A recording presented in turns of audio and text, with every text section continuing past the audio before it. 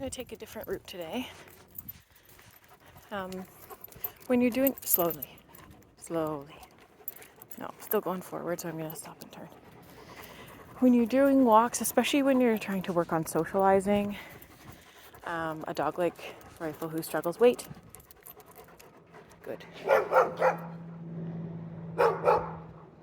Good boy. Good job. So if a dog barks at him, I give him a treat every time. Let's go.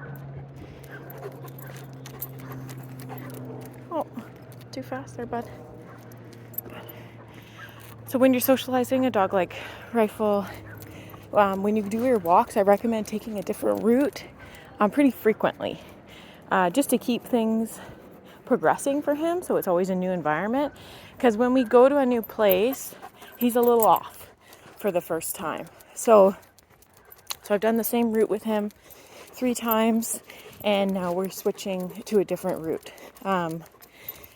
We're leaving from the same location every time while we're here visiting my mom. But I'm going to start and then take a different road and go on a different loop. And when we're home, at my place, we get in the car and we go to a different location to walk every time. So we'll either go, downtown, or we'll go on a trail walk, or we'll walk in a quiet neighborhood. I switch it up so that it's a little different every time. So the dog gets a lot of variety of locations, and that makes them more resilient to being in new places, because it's kind of a familiar thing, like, oh, we go to these new places, but we just do our walk and everything's good and I still get treats and nothing bad happened. So it helps him learn, like, it's fine to be in new places and it's not scary. And seeing new dogs isn't scary. And yeah, I don't know how much, wait, stop, good boy. I don't know how much, okay, he's terrified of other dogs. So I don't know about the dog park. I think you said he was just hiding behind you and not actually playing with anyone. So I don't know if I would use that as an outing, like it's too much for him. He needs to learn that other dogs are safe and he's safe. So, like, if I know you don't have many friends with dogs, so if you make a friend with a dog, you can actively try to find, people with nice dogs that want to go for a walk. And you can I'll try to take a better video of my walks with him and Viva, my sheepdog. You can do a parallel walk like that. So the only time he barked at her was my husband came outside and he was holding a ball, and Viva kind of like ran towards the ball, which was also in Rifle's direction, and he thought she was running at him. So that he barked and got really scared, but that's it. And then the rest of the time on the walk, he's fine. And he'll go up and sniff her and stuff, and he gets scared if she turns and faces him, but we're still going to work on that. But it's something that you can do at home to continue socializing him with other dogs without him being really scared. Hey, Rifey, sit. That's not a sit, that's walking out in front of me onto the road. Hey.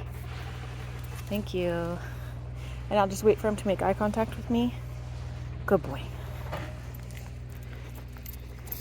Okay, so we're just going to make a turn here, which is a different road than we've been on. This way. There we go. Slowly. It's getting kind of hot already this morning. It's not even 10 o'clock. Come on. Let's go. Good boy. Slowly. And he needs a decent amount of exercise. He's a big puppy. So when he doesn't get enough, I did notice that he gets a little zoomy in the house and he starts being kind of naughty, being a little pushy with his toy, not settling, kind of, being a dog. So the more you get him out for good, solid walks, like I would do at least 2 half-hour walks a day at least, and ideally we go a little longer.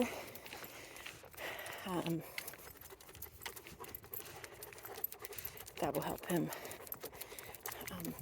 I know you're not having really issues with him in the house, but I found him a little pushy sometimes if it was kind of, later in the afternoon and we hadn't been on a walk yet, and he'd just been on a quick pee walk, then he gets a little pushy.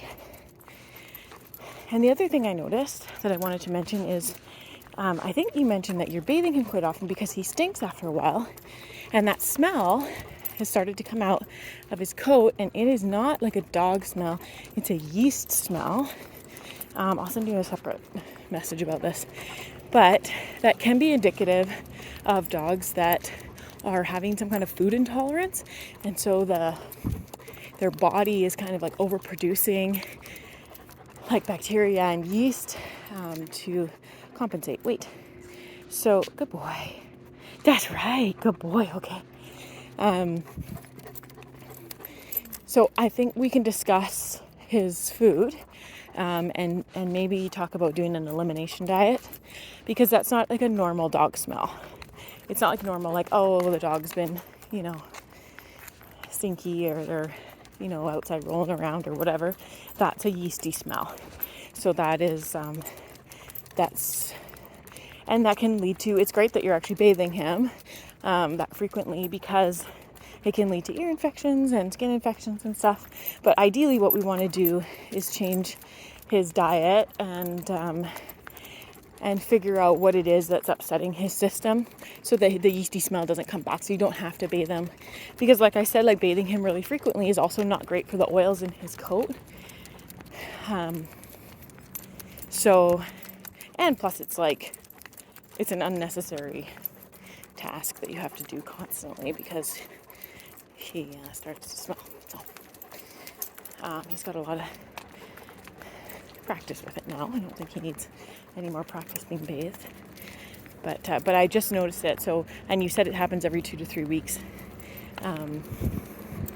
Yes. So we can discuss what the food he's eating and what maybe we can change it to help him a little bit.